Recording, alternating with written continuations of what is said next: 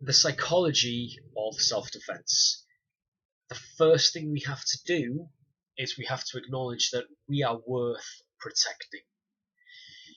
You will get, I'm sure most of us have been on a night out where one of our friends has got very drunk and they've suddenly turned into the most depressing human being on the planet.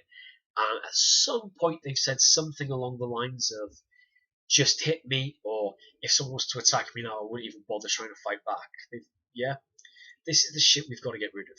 We've got to acknowledge that we are worth protecting. We deserve to not be attacked. That's the psychology we have to have front and foremost. We then have to have the understanding that shit happens. We need to be able to deal with it when it comes. We need to understand that if we are told this is a bad area, that is information we should act upon, and we don't go there. If we're told such and such is running around and they're really angry, give them 5 minutes, give them 10 minutes, don't go talk to them and ask them what's going on. But the psychology of it has to be that our main objective is to avoid the danger. So if you look at the animal kingdom, the poisonous berries and the venomous animals are often brightly coloured as a warning. They'll be coloured in a way that lets other people know, oh shit, shouldn't go near this. If we know something is dangerous, we can stay away from it. So if our psychology should be to avoid the danger, then we should act on that.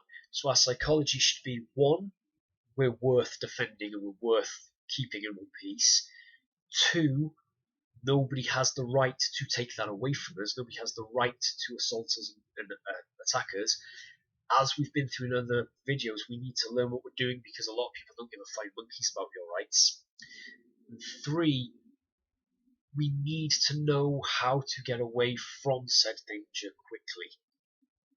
So if our psychology going into each area is, I want to avoid anything dangerous, we'll avoid it because that's what we're on the lookout for.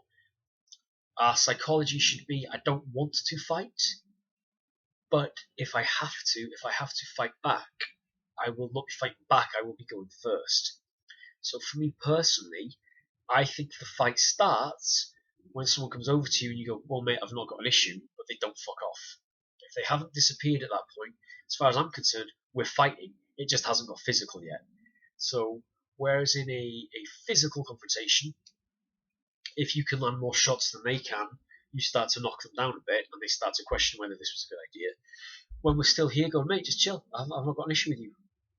At this point, I need to be switching them off mentally the same way. I need to be making them thinking that starting a fight here isn't what they want. Whether it's because they're afraid of me or whether it's because they just want to go fight somebody else, whatever it is, that's fine as long as I'm switching them off. As long as I keep my mindset that I do not deserve to be attacked, I do deserve to protect myself, I am worth protecting, and I know how to, and I will implement that if you leave me no other option. So that's the psychology of self-defense. My objective is to avoid the trouble completely if I can, but if I am unable to avoid it, I need to be working on my escape, and my escape needs to be smashing this fucker in the face so hard that he's asleep for a while, giving me the chance to get the fuck out of there. That's the psychology of self-defense. That's the psychological viewpoint we need to have. I don't want to be doing this, but if you force me to, I will, and I know I can, and I know I'm going to do it better than you.